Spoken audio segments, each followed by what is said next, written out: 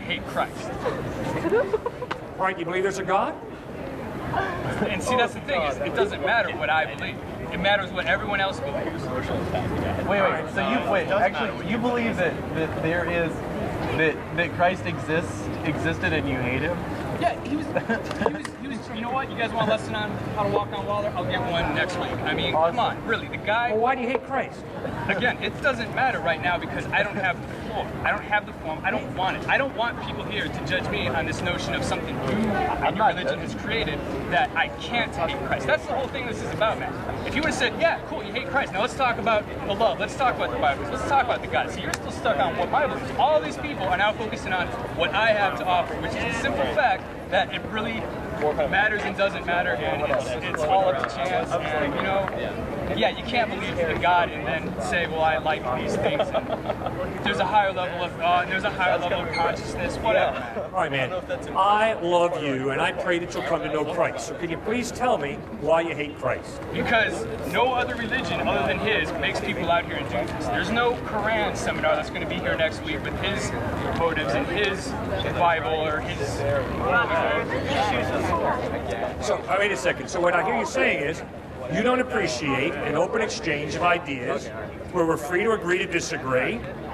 We don't hate each other because we disagree, but we honestly disagree. You don't like that kind of liberal arts environment? I think that's great. Good. But I don't see why I'm still, after what I just explained, intellectual hypocrite. All right, let me go over one more time. Anybody who says there is no God, but there are moral absolutes, or love is real, is an intellectual hypocrite. Why? Because if you believe there is no God, then you believe all of reality is matter and energy. Which means love, meaning by love, the ability to freely care for another human being. Freely, free will, care, sacrifice, give to another human being. That doesn't exist if there is no God. Well, why doesn't that exist on the basis that everyone's in planet with it, like plants being able to make chlorophyll? Plants have all these abilities and they're unique and they may be godly or not, but they're still plants, they don't move. But maybe love is an intangible representative of the human being, but there's everything else like materialism, blasphemy, hypocrisy that infiltrates that. People just don't even realize that that was the best thing they can do, which is why Jesus Christ makes no sense, because that was his argument, that this whole give due to others, and they'll probably say something about how that's George. The heart of the argument is solid, and I enjoy the lessons that he had to teach. But I can say I hate Christ and still go home at the end of the day and feel solid, but I don't understand because why I'm still this intellectual hypocrite. All right. The reason you're an intellectual hypocrite is because if you say there is no God, you don't have the right to borrow the goody-goodies that come from a worldview that says there is God. Nietzsche, just read Friedrich Nietzsche, the German philosopher.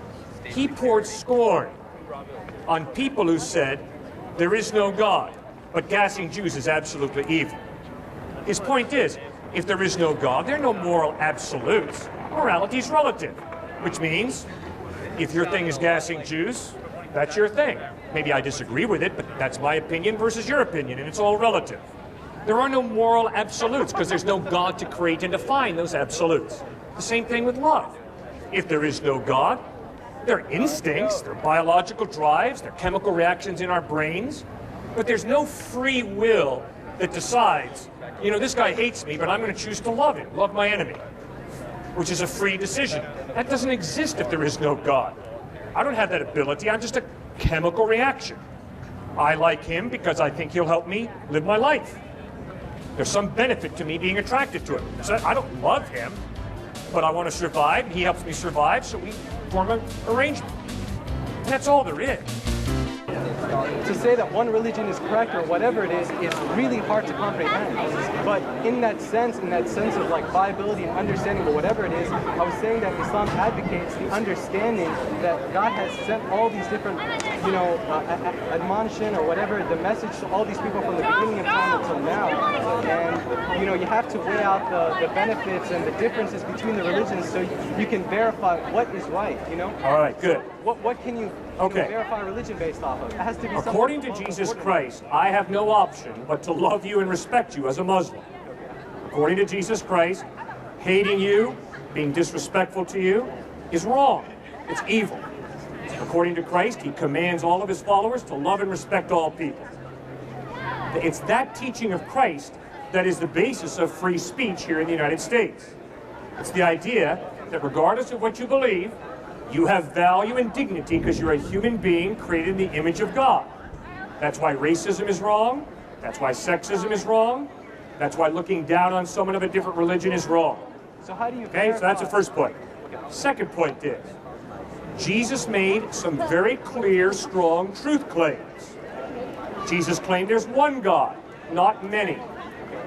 Now, obviously, that contradicts the Vedas and Upanishads of Hinduism. It also contradicts the Trinity in the same respect. No, it does not. Because it's interesting. No, sir. Well, when was the No, the Trinity does not contradict monotheism. Okay. Obviously, the claim of Jesus is there is one God, What was the Council but of in Nicaea? 3 dimensions. What was the The Council Council of Nicaea had nothing to do What is with Jesus teaching that there is one God in 3 persons, 3 dimensions, Father, Son, and Holy Spirit.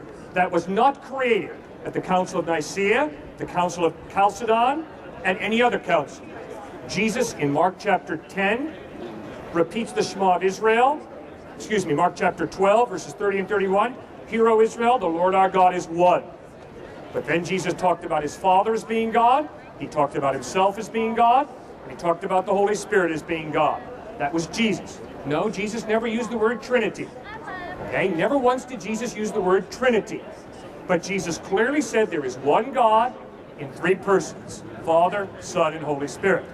Is that something that you can find in the Old Greek text? Because in fact, the RSV, the Revised Standard Version of the Bible today, which is the most accurate version of the Bible, which 40 Christian scholars of the highest eminence in America looked at the King James Version and found so many grave errors as to call for a revision. And the Revised Standard Version of the Bible today, you will not find the Trinity because they ruled it out as something that was made up after the fact. That is totally false.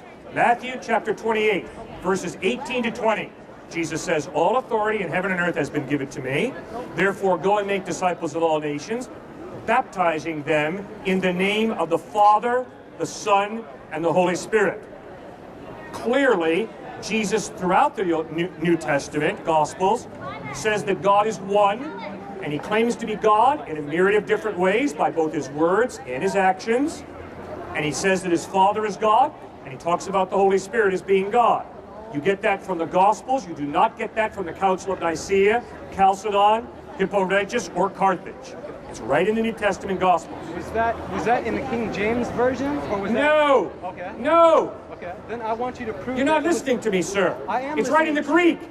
It's in the Greek. I want you to The show me translation where of Matthew 28, 18 to 20. Because those Christian scholars studied the Greek and they said it did not exist. Baloney! They're lying. They're wrong. They're lying. Then where's the Any RSV? idiot of the New Testament can read the New Testament and see Jesus is saying there's one God, and he's saying there's 3 persons, Father, Son, Holy Spirit. Anybody can. You are talking to some guys who've been doing drugs, or they're so blinded by their bias, it's incredible. Go to any Catholic priest, go to any Protestant minister, and ask him, what does the New Testament say about Jesus' claims? Now, they might reinterpret it, like you obviously as a Muslim do, but still, you cannot escape the claim of Christ that there's one God, and that Father, Son, and Holy Spirit are part of this one God. Okay.